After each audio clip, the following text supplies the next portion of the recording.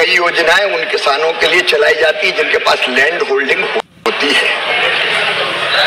अलग अलग राज्य सरकारें, चूंकि किसी राज्य का विषय है, माननीय विद्वान सदस्य ने पूछा है, जो टेनेंट फार्मर्स है उनके लिए अलग अलग योजनाएं चलाती है। लेकिन मैं ये भी बताना चाहता हूं कि केंद्र सरकार ने यह फैसला किया पिछले दिनों कि प्रधानमंत्री फसल बीमा योजना में अगर जिसके पास स्वामित्व है वो किसान, टेनेंट फार्मर को जो खेती कर रहा है लैंडलेस, उसको अगर अधिकृत कर देते हैं तो फसल बीमा योजना का लाभ उनको मिलता है। माननीय अध्यक्ष महोदय, एमएसपी की खरीद के लिए भी अगर लैंड होल्डिंग वाला किसान अधिकृत करे राज्य की अनुमति से तो उसको एमएसपी की खरीद भी की जाती है। एफपीओ में भी टेनेंट माननीय अध्यक्ष महोदय मेंबर बन सकता है। और मैं माननीय विद्वान सदस्य को बताना चाहता हूं कि पिछले दिनों जो हमारे टेनेंट फार्मर है और शेयर क्रॉपर है जो बटाई पर खेती लेते हैं, उनको प्रधानमंत्री फसल बीमा योजना में ऐसे लगभग टेनेंट और शेयर क्रॉपर दोनों मिलाकर शेयर क्रॉपर 6,55,846 किसान थे, उनको लाभ दिया गया है और टेनेंट 41,62,814 किसान थे, उनको लाभ दिया गया है। तो टेनेंट किसानों को भी कई योजनाओं का लाभ देने का प्रयत्न किया जा रहा है। मुझे बताते हुए प्रसन्नता है कि प्रधानमंत्री श्रीमान नरेंद्र मोदी जी के नेतृत्व वाली एनडीए की सरकार, जिसने सीधे फैसला किया कि उत्पादन की लागत पर 50% मुनाफा जोड़कर एमएसपी तय की जाएगी, और आज मुझे कहते हुए गर्व है कि 50% जोड़कर ही उत्पादन की लागत पर एमएसपी तय की जाती है और व्यापक पैमाने पर एमएसपी पर फसलों की खरीद हो रही है। माननीय अध्यक्ष महोदय, मैं निवेदन करना चाहता हूं कि इससे पहले की जो सरकार थी, जब उसके पास मंत्रिमंडल की बैठक में कैबिनेट में यह मामला गया था कि एमएसपी उत्पादन की लागत पर 50% बढ़ाकर तय की जाए, तो उधर की सरकार ने इनकार कर दिया था कि ये बाजार को विकृत कर देगा, ये संभव नहीं है। लेकिन मोदी जी की सरकार में हम एमएसपी पर 50 लागत पर 50% मुनाफा जोड़कर ही एमएसपी तय कर रहे हैं और खरीदने का काम भी कर रहे हैं।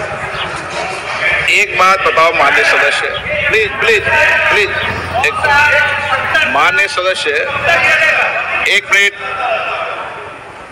मैंने मणिकम टेगोर जी को 2 प्रश्न पूछने का मौका दिया। की भूमिका निभाते हैं, हालांकि वो किसानों की फसल बेचने में मदद करते हैं, लेकिन अक्सर मुनाफे का बड़ा हिस्सा वो खुद रख लेते हैं, जिससे किसानों की कमाई बहुत कम हो जाती है। इससे किसानों की सौदेबाजी की शक्ति भी कम हो जाती है।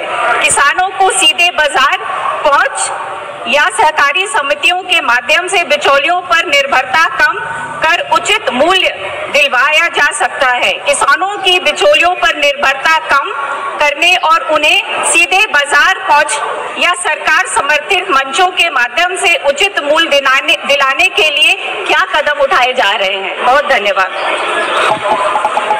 माननीय अध्यक्ष महोदय, मैं माननीय किसान हितैषी सदस्य मेहमा जी को ये बताना चाहता हूं कि सरकार ने एमएसपी पर खरीद का प्रावधान इसलिए किया कि राज्य सरकार की जो नामित एजेंसी है उसके माध्यम से किसान की फसल खरीदी जा सके और एमएसपी पर रिकॉर्ड खरीदी हो रही है। माननीय अध्यक्ष महोदय, केवल इतनी नहीं, दलहन और तिलहन की खरीद के लिए भी पीएम आशा करके एक योजना बनाई गई है।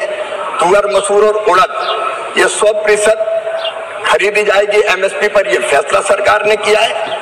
और बाकी भी जो फसलें दलहन की हो, तिलहन की हो, उसके भी खरीदने की उचित व्यवस्था की गई है। और इसलिए हम लगातार ये प्रयत्न कर रहे हैं कि बिचौलिए सफल ना हो पाए, किसानों को एमएसपी का जो रेट तय है वो रेट ठीक ढंग से मिल जाए।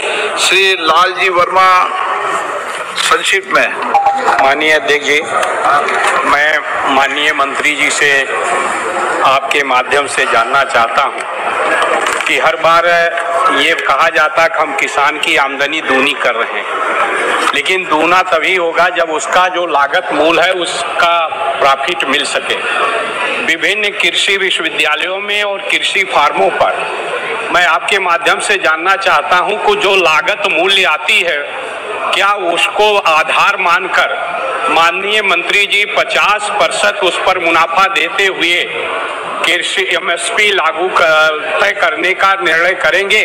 और साथ ही साथ फर्टिलाइजर की, यूरिया की समय कमी है, मान्यवर हर जगह यूरिया की बड़े पैमाने पर कमी है, हम लोगों के जिले में ब्लैक मार्केटिंग हो रही है, तो क्या इस यूरिया की किल्लत को दूर करने का प्रयास करेंगे? फर्टिलाइजर मिनिस्टर जवाब देंगे। माननीय अध्यक्ष महोदय, मैंने पहले भी निवेदन किया, मैं फिर दोहराता हूं कि ये CSCP राज्य सरकारों से चर्चा करती है, उत्पादन की जो विभिन्न लागतें होती है, चाहे वो लगने वाला मजदूरी हो, जो इनपुट डालते हैं कृषि में उन इनपुट की कीमत हो, मशीन की कीमत हो, बाकी खर्चे हो, सबको जोड़ के जो लागत निकालती है वो CSCP के माध्यम से उस पर 50% मुनाफा देकर MSP तय की जाती है। माननीय अध्यक्ष महोदय, अगर आप देखें तो धान की MSP 2013-14 में 1310 थी, अब बढ़ के 2369 हो गई। बाजरा 1250 से 2775 MSP हो गई। रागी की 1500 रुपए से बढ़ा के 4886 रुपया MSP कर दी गई।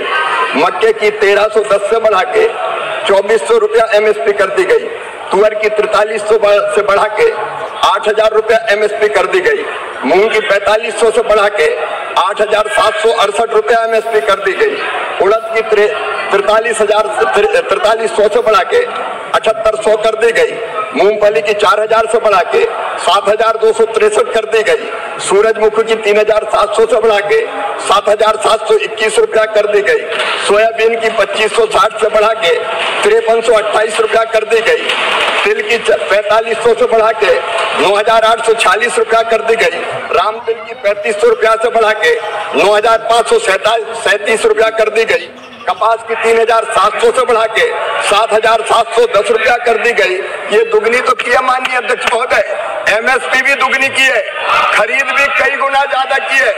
जब वर्मा जी को मैं बताना चाहता हूँ, जब UPA की सरकार होती थी तो केवल 10 साल में 6 लाख मीट्रिक टन उन्होंने दलहन खरीदी थी।